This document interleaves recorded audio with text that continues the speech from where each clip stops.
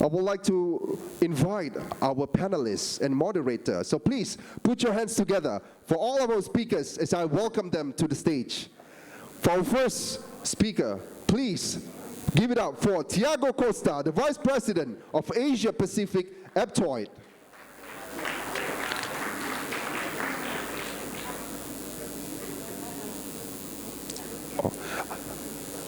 And also would like to invite Yang Muhammad, Dato, Seri Muhammad Rizwan, yeah, Dato. We need to do a press release right now, so we need, yeah.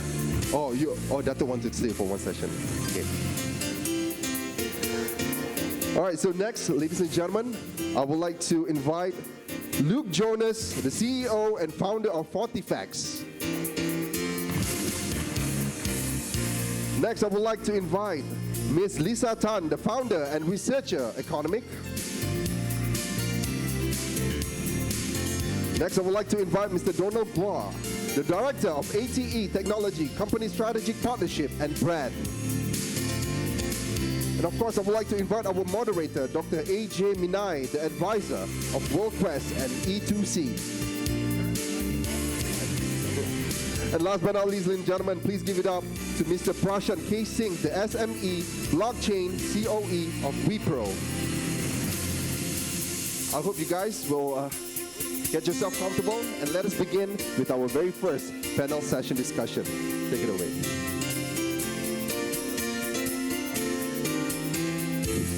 Hello. Yeah, okay. Hello, everyone. My name's Luke Jones. It's good to see you all. The group and I have actually sort of been talking over the past week or two, and we want to sort of do this session a little bit differently to how a normal panel would work. So actually what we're going to do is we're going to structure this in the form of a bit of an argument to make it a bit more interesting than the usual panel where we all sit around and pat each other's backs and hug each other.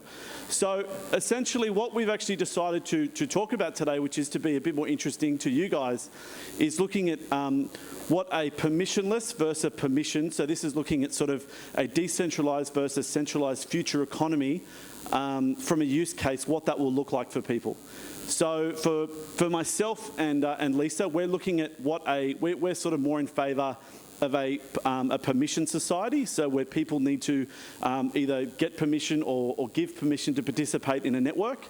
I can't remember who on this side was doing this one. AJ, I think Donald and Tiago were on the idea of that we should be in a permissionless society. And I guess we'll talk about what those look like over the next 40 minutes. And then we'll probably have a time for a couple of questions at the end. So if that's okay with you guys, is that all right? If we do something, we try something a bit experimental, get a bit weird in the morning? So what we'll do is we'll probably open up. I'd like to give AJ the opportunity to open up for the team that is going for more from a permissionless society to talk a bit about what that's like, and then we'll probably go back and forth between the two teams if that works for you guys. All right, let's give it a crack. Thank you. All right, thank you, Luke. Thank you very much. Okay, good afternoon, everyone. Good afternoon, everyone. How's everybody today? Oh, it's still morning? You're 4 minutes away from the afternoon, right? I know for a fact that about 70% of the room is already thinking about lunch. So anyways, my name is AJ. I'm not going to waste everyone's time by actually introducing myself or prancing on and introducing the rest of everybody. I think we just get straight into the debate, and that will be where the real value is of this conversation. And Luke did a great job opening up the space. We're talking about a future, a digital future, not just in context to Malaysia, but globally around what's the impact at a use case level, at a human level, that means permissionless versus permissioned, right? And for me, let me just paint a picture for you. For the sake of everybody in this room, I'm sure there are a lot of people who come from the subject matter expertise of blockchain, but there are probably a lot here who aren't as familiar like the rest of us. So I'm going to give you an example in the form of a story. Imagine you get up in the morning and you head out to the office and you don't need a fingerprint or a tag card or anything else because your identity is on the blockchain, right? Imagine you are walking into the Pavilion Boulevard and the Pavilion Mall. I'm sure you guys, all of you, everybody here who's not from Malaysia, Pavilion is a massive mall in Bukit Bintang here. Imagine you're walking down the boulevard and you have information that's being bombarded on your device. You're wearing something here and you can see it, or through facial recognition, KFC or Johnny Rockets knows that you're walking into it. They even know which burger you want. And guess what? When you buy your burger, you sit down, you eat, you leave. You don't even need to take out cash. You don't need to take out a wallet. You don't have to take out anything, right? It's literally walking in, walking out. Grocery stores, beep, beep, leave, beep, beep. That's the sort of future we're talking about in a permissionless society, right? And the blockchain, with the combination of Industry 4.0 technologies, including IoT, cybersecurity, and you name it, all of it's coming together to actually make that a reality, not in the future, but in the very near future. We can actually see it happening, right? Not just in Malaysia, there are certain pockets of areas in Malaysia that are already starting to experiment with this sort of lifestyle, from property developers to tourist theme parks to all of that stuff, right? But really, the side that I'm on is, this is good for, this is good for Malaysia and the world. And I see that happening as a positive change, a disruptive innovation. That's the side I stand on, right? Do you want me to? No, we'll get. Okay. Now, so I'll just give it to Lisa now so that she can come back to maybe talk about why that's not so good. So, has anyone watched The Matrix? Raise your hands. So, there's a classic movie. If you have not watched it, you have to watch it. So, don't you think it sounds a little bit like you have your personality, your identity on the blockchain, everything is just coded. It's like The Matrix all over again. Everything you do is being watched, everything you do is being tracked. So can you imagine going to a supermarket and let's say you're having a party and you're buying a lot of different things and then you're also meeting a girl or a guy, whatever, up to you. And you decided to get some condoms. And everything is being tracked. You don't pay for anything, but all your purchases are being tracked constantly. And what if we are starting to put values on this? Because something that we talk a lot about blockchain is about tokenization, and not just tokenizing tokens and representation of value, but how about tokenizing reputation, tokenizing your individuality? Because if we're going to put identity on blockchain, we have to start ranking identity, and one of the ways to do that is to tokenize them so that you can compare them across everyone else on the blockchain. So what if your social ranking decreases because instead of buying organic food and organic groceries and vegetables and fruits, I'm buying a lot of party stuff? Then it diminishes my value as a human, and you stop humanizing people. You start looking at everyone as in ones and O's and codes. Is that the future that we want? Decentralization is good, but to what extent should we allow decentralization to change identity, to change the social perspective of what humans should be? And can you imagine if your reputation threshold is so low that you're not allowed to speak to people anymore? So there are situations in some other countries where if you have a bad credit rating, I can't be 2 miles near my friends. Can you imagine that? I just want to meet my friends to talk about business, to start investing and to start a business to improve my credit rating, but because I've got a bad credit rating and suddenly, gosh, I can't meet my friend. And it really restricts and constrains the opportunities as a human. And is that the future that we want? Yeah. Watch guard, I guess. All right, I'll bring it down. Okay, yep, we got a mic down there. So, Lisa, we are both taxpayers. Yep. Why should I pay for your hospital bill once you get some liver problems because of all your drinking, right? And if you own money, if you're not a reliable person, I don't know if I want to be your friend. So I know it's a bit rough, but in some areas I think permissionless makes a lot of sense. In our country, Portugal, we used to have a lot of tax evasion, and every year I fill my taxes, more and more fields are automatically filled. So I don't need to declare anymore that I have an apartment and I get paid a rent. When I go to the system, it's already there. And it's really helping, at least in my country, for people to start paying the taxes that they own. Yes, maybe people will know how much you get paid, but because that's the downside, but because of that is more transparent, is more fair society, in my opinion.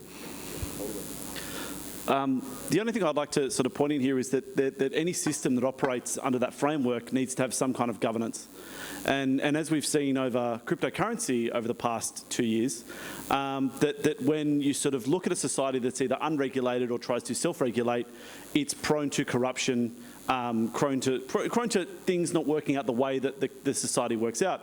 So my big concern in this, that you know, in AJ's world, or should I say Kim Jong AJ, where basically an entire society is being monitored, you know, it does sound good, but just remember that in a world where we're all connected and we're all put in together, your sovereign identity may belong to you, but your ability to sort of almost be an individual is sort of lost. So once you might own your identity, you might have absolute control over your cash, no one can rob you. But just remember, like we're talking about with Lisa, like, you know, you then lose your freedom to do whatever you like. I mean, like, you know, one of the big applications we talked about today was that in a society where, you know, you can sort of limit where good people can go and bad people can go, you're sort of limited by your social standing about where you can attend and where you can't. If anyone's watched Black Mirror, they talk about this stuff quite a bit. Think about how sad that world would be. What happens if you just make a mistake or you've accidentally done something? And I guarantee you, everyone in this room at some point in their lives, whether they know it or not, has done something illegal. The only difference is not everyone here's been caught. And so at the end of the day, and that could be just going over the speed limit, right? But imagine a world where your car's linked to your license, you go 120 and a 110, man, you do that enough times, and then you could no longer drive on the freeway. And like, you know, then your work commute gets affected, your actual job gets affected, therefore your credit rating gets affected, therefore you probably start, you know, living a different lifestyle, and then you can't talk to your friends. And it's sort of that downward spiral that can happen to an individual that just goes through some bad luck. We sort of lose a very, very big part of our humanity. Okay, I'll shut up in a second. But so essentially just imagine that that by dehumanizing our society, by making it automated, we're actually losing, you know, one of the most important parts of who we are. Next. Okay. So just before, I want to add something to that. I want to counter that. Okay, so I completely am for humanity, man. Because like, if you see me on LinkedIn, I talk about how technology has to be humanized, and I'm completely for that. But I disagree with the notion that we would lose our humanity in a process where we're permissionless, and I'll tell you why. If you know for a fact that in the US there's a database of people who are known pedophiles, and you live in a neighborhood and you know down the road there's a pedophile who's on you, and your kids go to a park, are you telling me as a mom or a dad you wouldn't be uncomfortable with the fact that, with the fact that, you know, there is someone who can just go to the same park that your daughter and child play in, you know? And I feel like in a world where your identity is on the blockchain, yes, there's a certain element of your routine being taken away from you. Yes, there's a certain element of you becoming a lot more autonomous than what we are now. Yes, but at the same time, it is the deterrent that will stop these people from acting and committing those crimes over and over again. If they know that there is a technology that would stop them as opposed to a police force that can be corrupted. You're the moderator, bro. Yeah, I know, I should be doing it. Okay. Sorry, Donna. Okay. Sorry. My name is Don Gao from China, so my English is not so good. So for the permission or permissionless business, I do it meantime. Well, for the permission business, I do a fiat currency exchange, and for the permissionless, we do a public chain, name is VNS. So, but in my opinion, for the permission business, all of the technology can solve by the centralized technology. Maybe we do not need so much blockchain technology. In my opinion, the blockchain is from the Bitcoin. It is because we need a technology to solve, we need an international currency. So we solve the special financial problem, so we need the Bitcoin. So for the blockchain, what is the function of the blockchain? Blockchain is a system to solve a special financial problem and use many major technologies. So the function of the blockchain is accounting the value, distribute the value, and treating the value. What kind of value? The human's value. For example, I have a restaurant. There is many people going to my restaurant and consume it. So I hope more and more consumer go back to my restaurant in the future. So if you consume the food in my restaurant, I will reward you the token. And in the traditional financial system, you only have limited shareholders. In the decentralized blockchain system, you have the unlimited shareholders. Every customer can be your shareholders. When a person be your shareholders, he will consider you, he will bring more and more customers going to your shop, your restaurant, all of this. So maybe you will have millions customers and millions shareholders.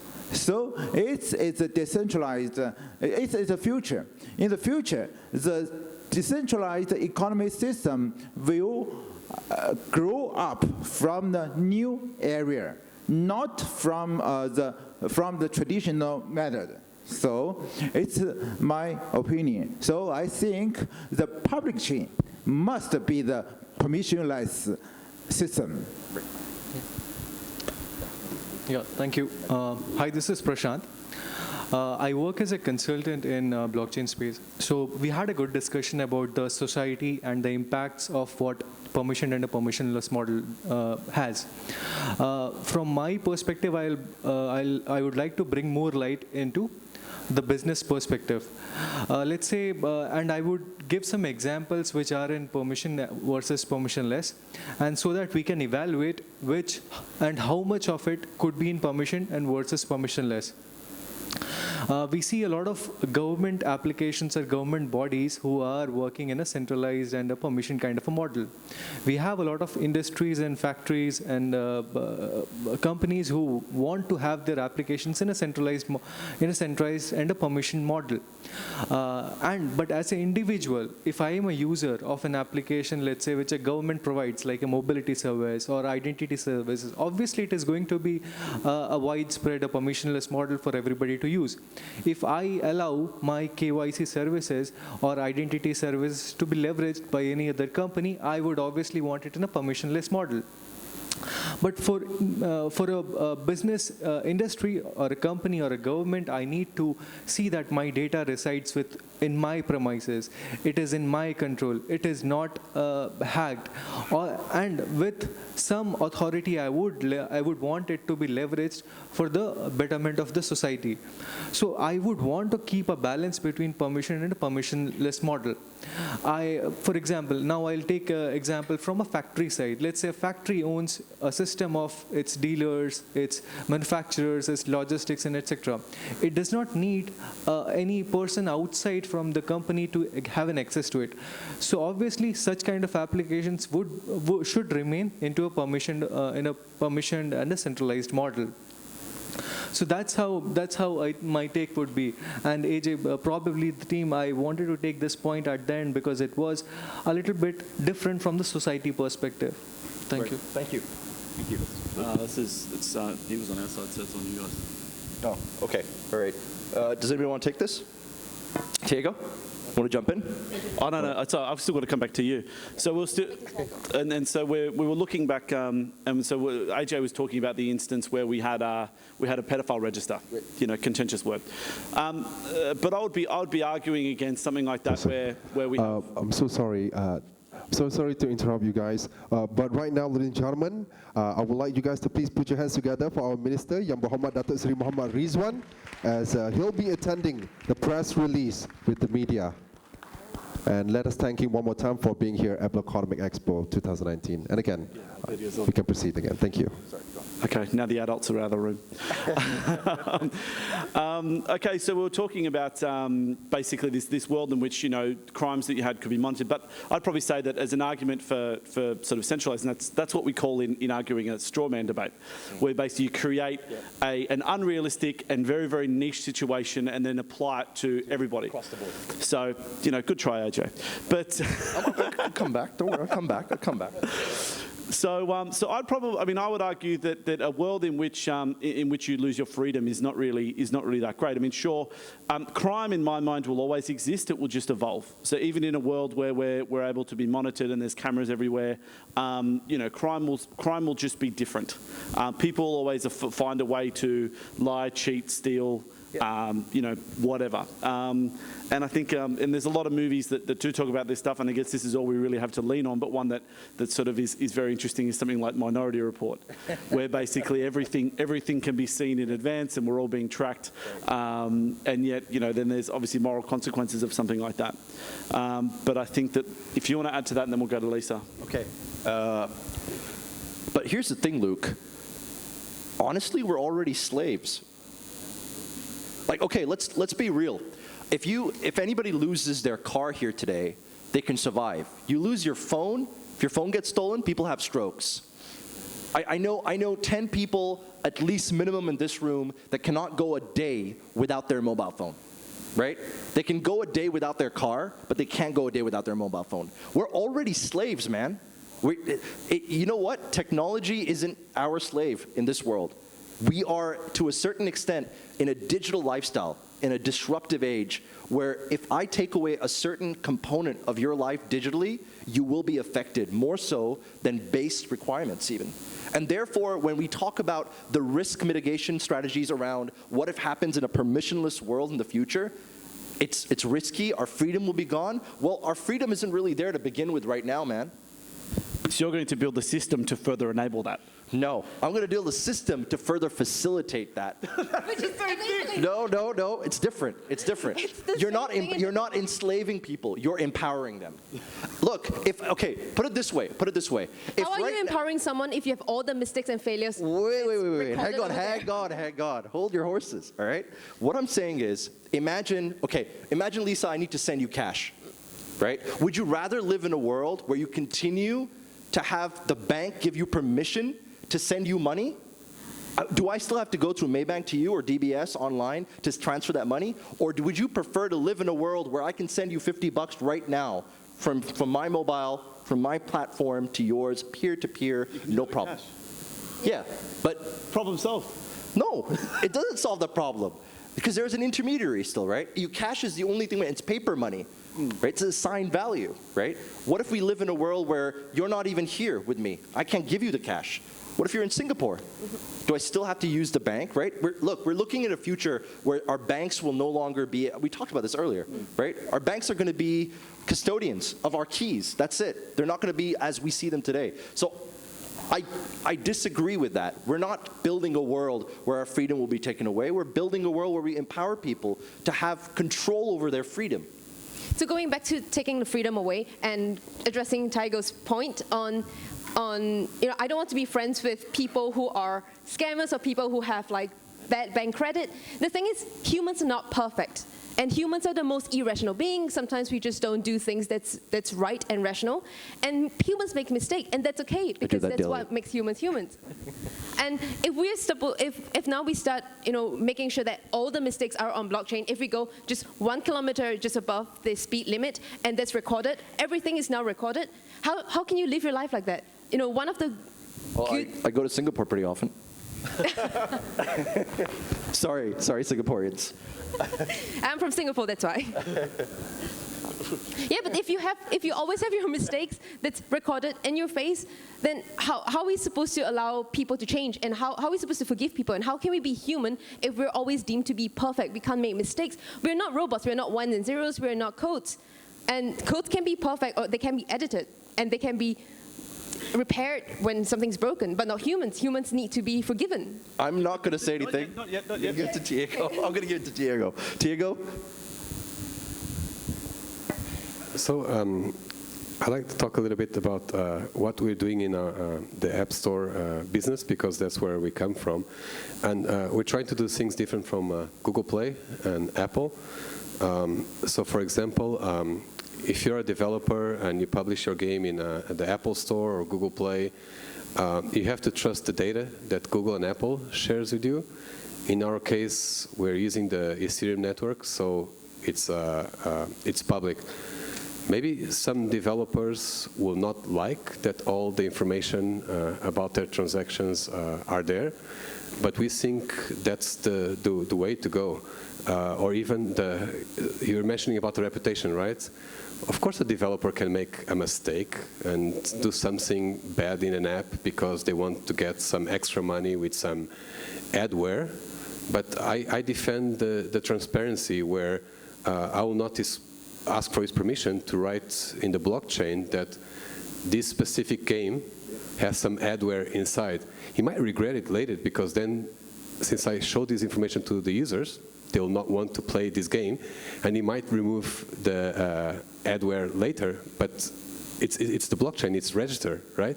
They will not be able to delete that, and then they'll have to build again the trust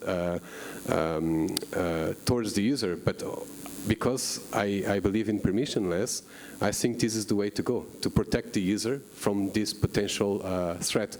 There's downsides, yes, but I think the upside is stronger. That would be, I think, Prashant, do you have something to add to any of that? Yeah, but I think, as I said, on the applications which are like in the App Store example which Tiago gave, and then the applications which serve more to the society are, we have a good future in permissionless model. And while the applications which still need to be worked upon in a centralized manner, for example, as I said, governments and the factories and multiple processes which are interior to an organization, I would suggest that they remain in a permission model. And the way of, there is a thin line between it. For example, if you have a organization which is catering to multiple departments or entities within itself, you might call it a intra-organization application or a service, while if you extend that, it becomes a permissionless model. So that's how there is a thin line and a balance I see going forward, where we all need to embrace blockchain today and find the best use case for it. So, yeah, for these problems, I think for the blockchain, for the digital world, the freedom is very important. So I do not like to make my money custodian in bank. I do not like make my money in the exchange. I like holding my money in my personal wallet. I like have my individual digital identity. I like hold my data in my personal database. If you use my data, you must pay me some token. And you can't take away my data. So all of this must be permissionless. So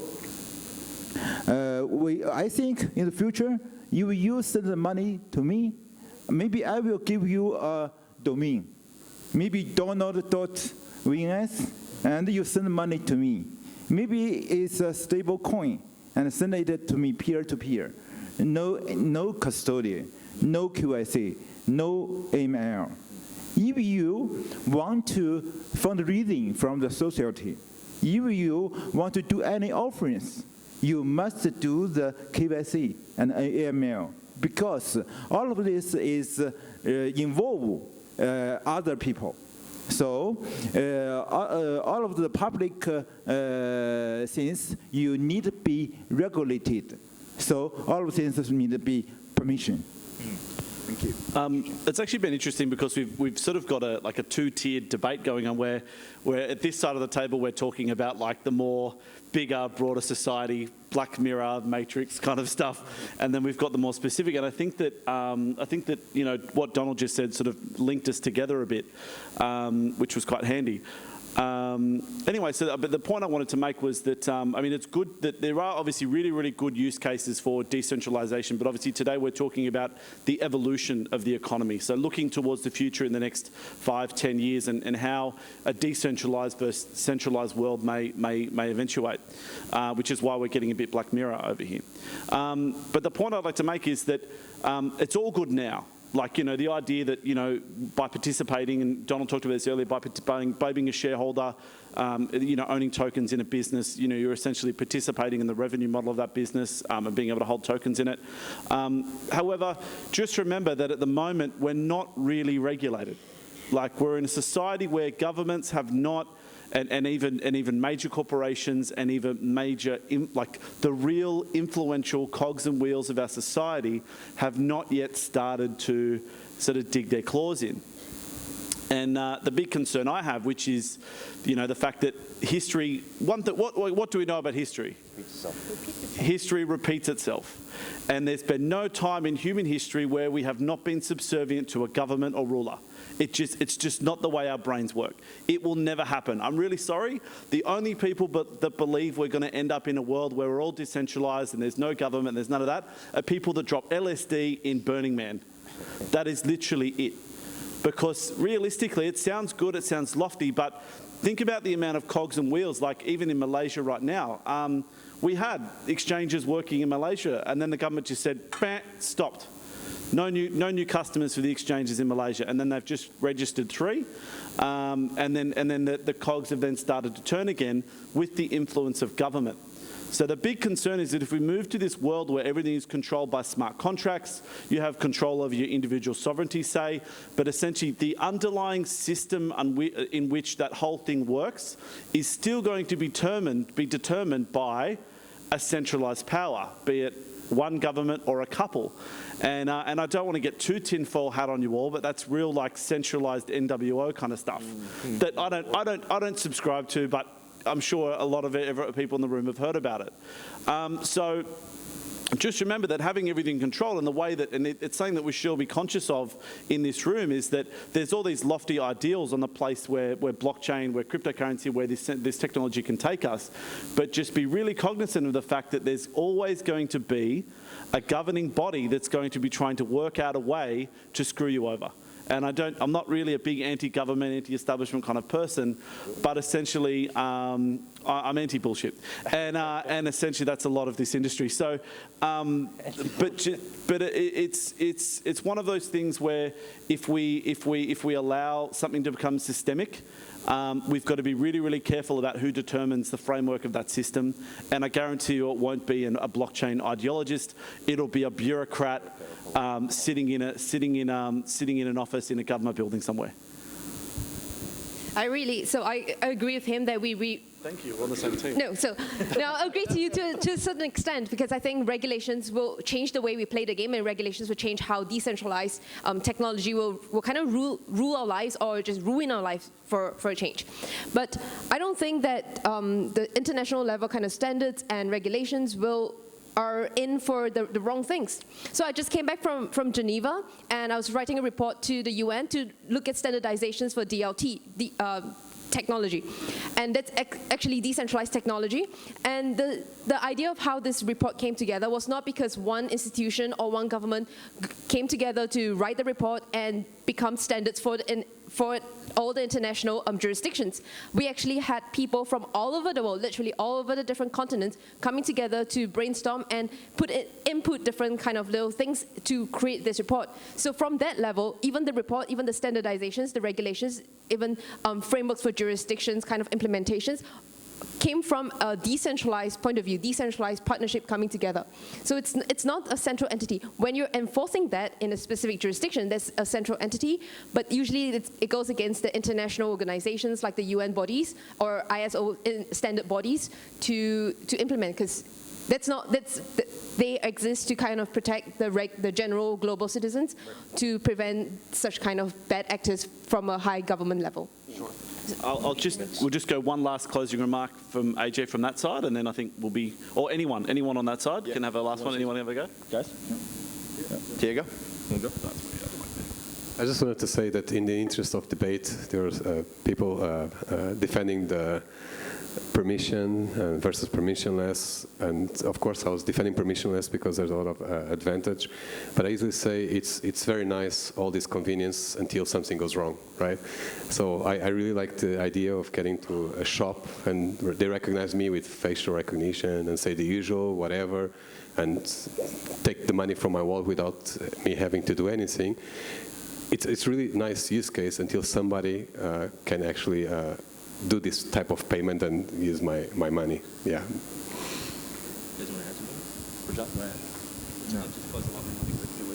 Okay. All right. So we've actually run out of time, and we want to keep a few minutes for some Q&A, possibly. Do we have time? Do we have time for Q&A? Okay, we have one question. We have 1 minute. So 2 minutes, right. So I think it's safe to say that we've actually come to a center, I'd say like a bit of a consensus here, because I can see what Lisa means when she says, and I can even understand where you're coming from, when you say that if that world, that permissionless world, it still goes back to the old world where there is a centralized body that governs that, or a centralized group of people that, or organizations or governments that govern it, then we're back to square one. So irrespective of blockchain or not, we're kind of back to where we're gonna, what we have. We're enabling the same thing. But I think I also agree with Lisa, and I think I speak on behalf of everybody here. We believe on the permissionless side that that future will not be governed by any one body, right? So that's where we leave it for the sake of this. So Q&A. Wow, that was I think this happened that was quick. This one happened first, yeah. I think the mic is at the back. Oh, I'll just for the sake of time. Thank you. Well done, ladies and gentlemen. It was very interesting. My name's Richard. I'm from Australia. I think the convergence of the argument is not over the permission and the permissionless. I think it's over the fact that blockchain will be used in a lot of instances for financial and other assets. And I think what I'd like to ask each of you is, given that there are existing rules and laws about know your client and safe harbour, that's probably where the permission versus the permissionless converges. How do we have a situation where your clients who are using your blockchain, they're effectively forced by their laws to know their client for an asset transfer to take place, to actually use the blockchain effectively? How will that interface, and what do you see in particularly the permissionless areas to assist in the qualification to comply with laws? Thank you.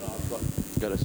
So this is to my Black Mirror points. That's actually one of the issues, is that a lot of the points that we're saying over here that we can be transferring currency, without KYC and all that kind of thing, then the big problem is going to be the regulators coming in and saying, meh, can't do that anymore. You need a KYC, you need to do this. So even to be part of an exchange, to go from fiat, to go between the fiat world and the crypto world, if you're going through an exchange, you need to have KYC in place. So yeah, that's actually one of the problems, and why I'm a bit against sort of this big decentralized world, because yeah, you are at the behest of governments who then put these bottlenecks in place to prevent this utopia from taking place. They put a bottleneck in place to say, we're going to control the piece here, to then, so that you can't, there's no anonymity, when you're passing through. And that's actually an issue. So, I mean, I guess the biggest problem is that, yeah, you still need to be compliant if you're going to operate a business within a jurisdiction in which you want to operate. And that's not going to change, ever. Like, unless you're dealing with drugs or doing something already illegal, it's going to be real rough. Anything else? We can go to another question, or Tiago? Sure. So to add to that, to the point, all the industry bodies and regulatory bodies, be it energy and utilities or into banking and finance, they're going to remain. They're not going to be extinct after decentralization or permissional model. What they're going to do is they're going to look at the application which you're creating. Even if it is a permissioned or permissionless application, it should remain in their compliance area. So it is not that in a permissionless model or a decentralized model, these regulatory bodies are not going to check if it is compliant or not. So it is going to remain. Tiago, I'll take you in the break. I'll talk to you now. Okay, next question. Thank you. Is that all right? Do we have time for one more question? Yeah, last. Can we have one more question? Can we have one more question? All right. I'm there with a microphone. Technically, you put up your. Okay. Okay, it's just happening. All right.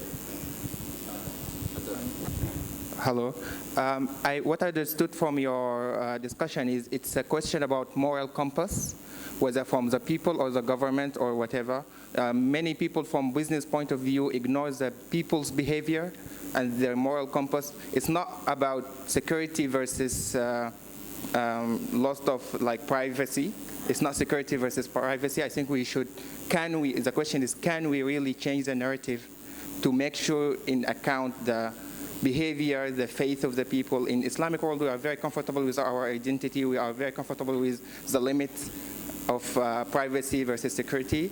So I think from business point of view, we should put in consideration the behavior of society.